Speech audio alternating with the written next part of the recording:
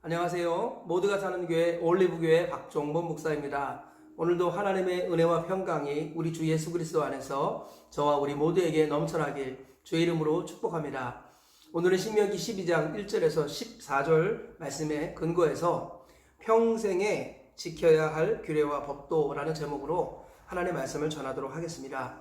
신명기는 가나안 땅에 들어가기 직전에 이스라엘 백성들에게 하나님께서 반복해서 강조하는 말씀이라고 여러분에게 알려드렸습니다.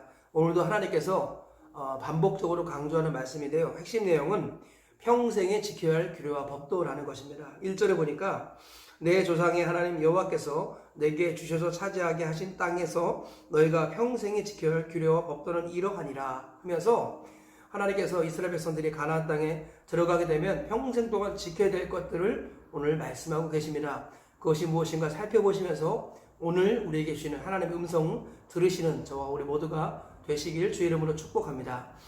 그러면 평생 지켜야 할 규례와 법도가 무엇일까요? 첫째로는 우상의 제단을 헐며 주상을 깨뜨리라, 즉 우상을 제거하라 라고 말씀하고 있습니다. 2절과 3절에 이렇게 말씀하는데요. 너희가 쫓아낸 민족들이 그들의 신들을 섬기는 곳은 높은 산이든지 작은 산이든지 푸른 나무 아래든지를 막론하고 그 모든 곳을 너희가 마땅히 파멸하며 그 제단을 헐며 주상을 깨뜨리며 아세라상을 불사르고 또 그 조각한 신상들을 찍어 그 이름을 그곳에서 멸하라. 하나님께서는 우상을 완전히 제거하라 이렇게 말씀하십니다.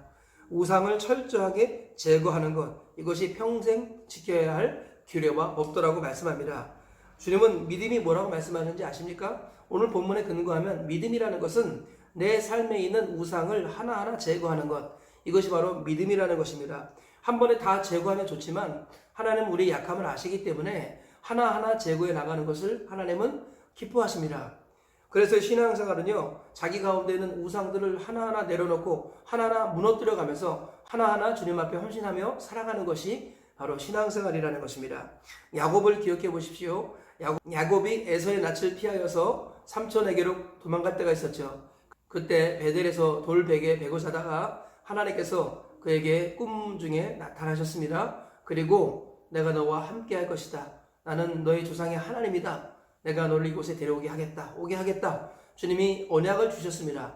야곱은 감격해서 만약에 내가 여기 무사히 돌아오게 된다면 내 소득의 10분의 1을 하나님께 드리고 이곳에 단을 쌓겠다. 야곱이 그렇게 맹세했습니다. 그런데 하나님께서 복을 주셔가지고 20년 만에 돌아왔는데 바로 베델로 돌아오기 바로 직전에 세겜 땅에 머물렀습니다.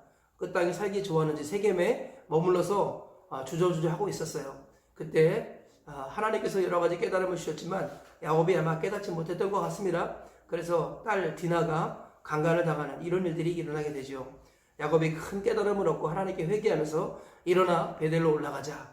나의 환난 날에 내게 응답하셨던 하나님께 내가 거기서 나아가 나의 제단을 쌓으리라. 이렇게 야곱이 회개하고 베델로 올라가자. 이런 말들을 하는 것을 볼 수 있습니다. 그때 야곱이 했던 일이 뭐냐면 가지고 있던 모든 가족들이 가지고 있던 우상들을 상순이 나무 아래 묻는 그런 일들이 일어나는 것을 볼 수 있습니다. 야곱이 큰 깨달음을 얻고 했던 일이 무엇이냐면 베델로 올라가면서 하나님과의 약속의 자리를 지키면서 우상을 내려놓았다라는 거예요. 우상을 묻었다라는 것입니다. 우상을 가지고 있을 때 하나님은 복을 주지 않죠. 하나님은 우상을 제거해 나가라. 철저히 제거하라 말씀하십니다. 우상은 보이는 것만이 아니라 보이지 않는 것, 또 우상이라고 말씀하죠.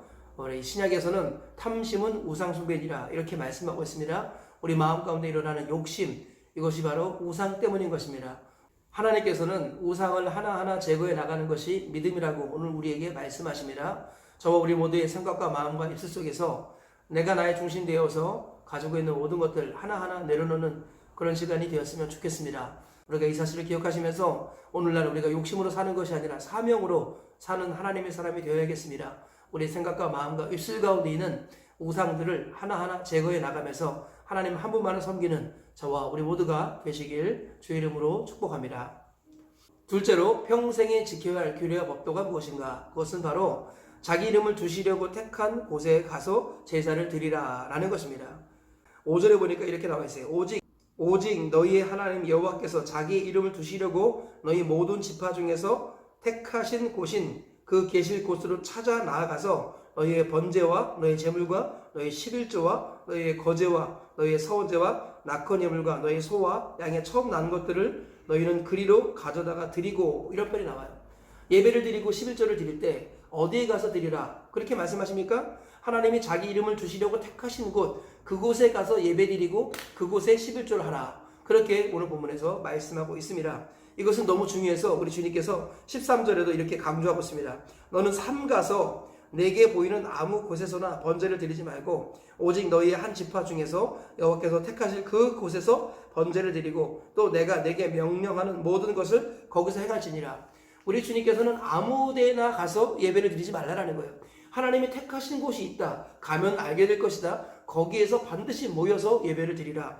그렇게 말씀하는 겁니다. 11조도 반드시 그곳에 하라. 주님이 그렇게 말씀하셨습니다.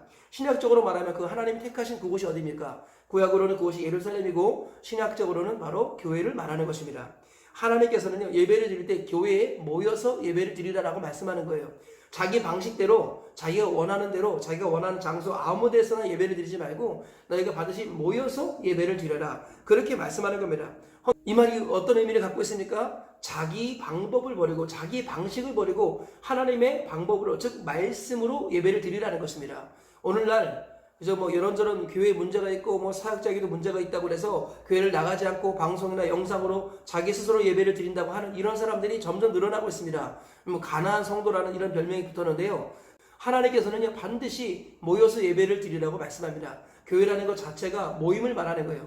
하나님의 부르심을 받은 사람들의 모임이 교회입니다. 모이기를 패하는 자들의 습관을 따라가지 말고 오직 권하여 그날이 가까움을 볼수록, 예수님의 재림이 가까움을 볼수록 더욱더 모이기를 힘쓰라고 성경은 말씀합니다.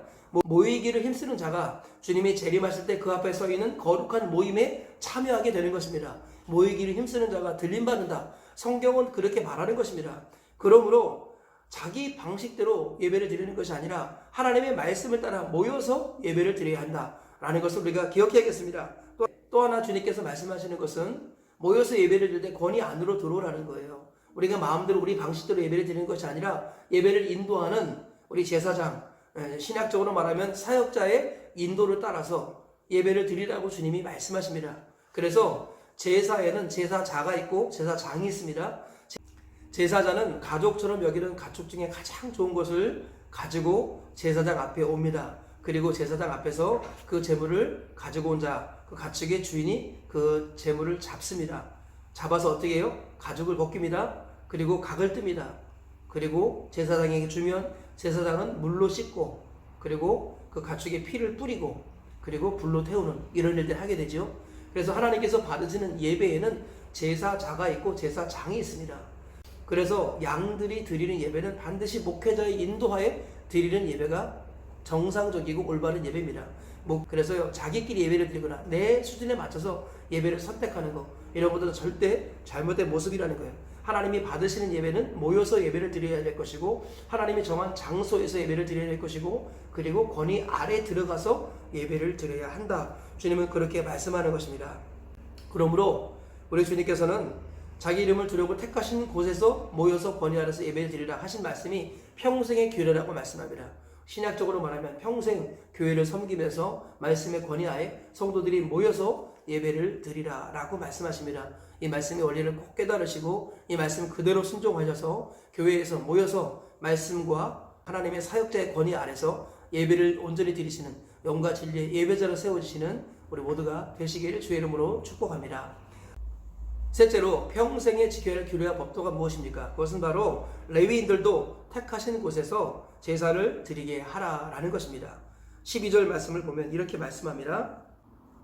너희와 너희 자녀와 노비와 함께 너희 하나님 여호와 앞에서 즐거워할 것이요 내 성중에는 레위인도 그리할지니 레위는 너희 중에 분깃이나 기업이 없음이니라.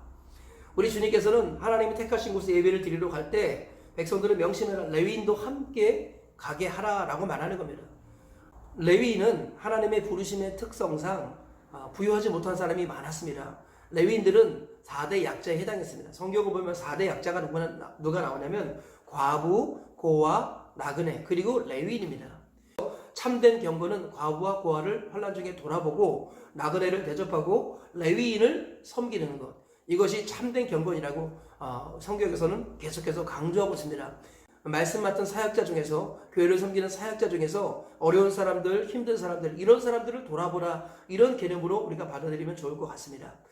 대부분의 레위인들은 하나님이 기업이기 때문에 하나님이 공급하시는 것으로 살아가는데, 하나님이 무엇을 통해 공급하십니까? 성도들의 헌금으로, 성도들의 11조로 살아가게 하셨습니다. 그래서 성도들이 11조를 온전히 하면 레위인들은 평균적인 성도들의 삶보다 조금 더 낫게 살 수 있게 하셨습니다. 그런데 성경을 보면 이렇게 11조를 온전히 한 경우가 많지 않습니다. 그래서 상대적으로 레위인들은 이스라엘의 평균보다 좀 어렵게 살았습니다. 그래서 주님은 그들을 돌아보고 그들을 잊지 말라고 말씀하고 계시는 것입니다. 이것이 평생에 지켜야 할 규례와 법도라는 것입니다. 그럴 때 하나님께서 복의 복을 주시겠다고 약속하신 것입니다.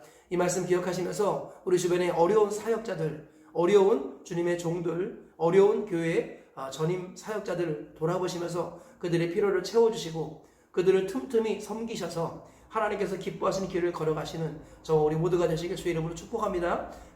말씀의 결론을 맺겠습니다. 우리 주님께서는 평생에 지켜야 할 규례와 법도 세 가지를 말씀하셨습니다.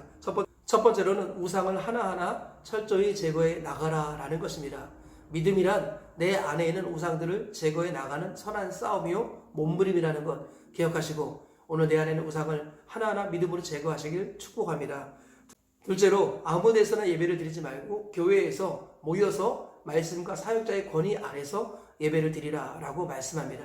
세 번째로는 레위인을 돌아보는 것이 하나님이 기뻐하시는 참된 경건이라는 것입니다. 우리 주변에 어려운 사역자들, 어려운 전임 사역자들을 우리가 돌아보며 섬겨서 그들의 필요를 공급하는 참된 경건의 사람이 되시길 축복합니다. 오늘 이 세 가지 말씀 기억하시면서 이 말씀 붙들고 오늘 하루를 승리하며 사시고 평생 동안 승리하시고 가나안 천국까지 들어가시길 주의 이름으로 축복합니다.